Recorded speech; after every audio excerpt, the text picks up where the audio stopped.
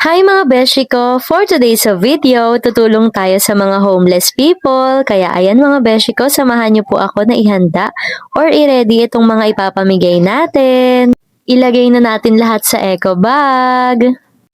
5 eco bag nga pala yan mga beshi ko kasi dapat 10 na eco bag yan. Kaso nga lang mga beshi ko, kinulang ako sa eco bag. Kaya ayan mga beshi ko, ginawa ko na lang siyang 5. And then maliban sa damit, bibigyan din po natin sila ng mga tubig at ng mga biskwit. Alam niyo ba mga beshi ko, umabot pa ng 2 buwan bago ko nai-prepare yung mga ipapamigay natin sa homeless people. Kasi nga nag-busy talaga ako sa bakasyon. Kasi bago magbakasyon mga beshi, binili ko yan yung mga ipapamigay natin dapat sa mga homeless people. Kaso nga lang nung bakasyon, wala din ako sa bahay kaya ayun, hindi ko rin siya naasikaso agad. Kaya nung pag-uwi ko after ng bakasyon, dun ko lang naasikaso yung mga ipapamigay natin sa mga homeless people. Kaya ayan mga beshi ko, pinaglaanan ko talaga ng oras kahit ang dami ko ginagawa sa school. So ayan mga beshi ko, naka-ready na po yung 5 ipapamigay natin na eco bag. Excited na ako ipamigay yan mga beshi ko at ayan, tapos ko nang ayusin.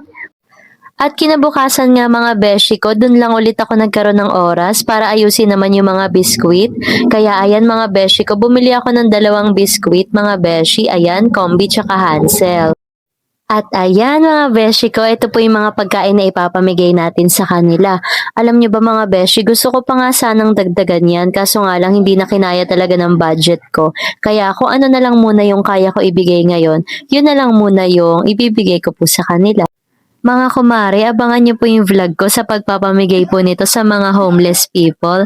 Mga beshi, sobrang excited na talaga ako ipamigay ito sa kanila. And ayun, panigurado matutuwa sila sa maliit at kaunting tulong natin. Ayun mga beshi ko, sobrang saya ng puso ko talaga. Kasi kahit sa maliit na bagay, makakapag-abot tayo at makakapagbigay tayo ng tulong. Maliban sa mga bata, sobrang lambot din talaga ng puso ko sa mga pulube. Kasi mga beshi ko, sa buhay ko, sobrang grateful ko sa lahat ng meron ako. Sobrang nagpapasalamat ako sa lahat ng meron ako.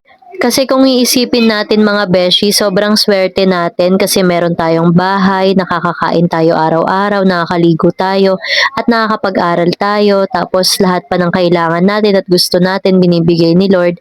Kaya gusto ko na lang din makontento sa buhay ko at kung ano yung mga kaya kong itulong at ibigay sa iba, ibibigay ko talaga ng buong puso. Kasi masarap talagang tumulong sa kapwa mga beshi ko lalo na kapag hindi tayo nanghihingi ng kapalit. At ayun lang mga beshi ko, abangan niyo po yung video or vlog na kung saan ipapamigay na po natin to.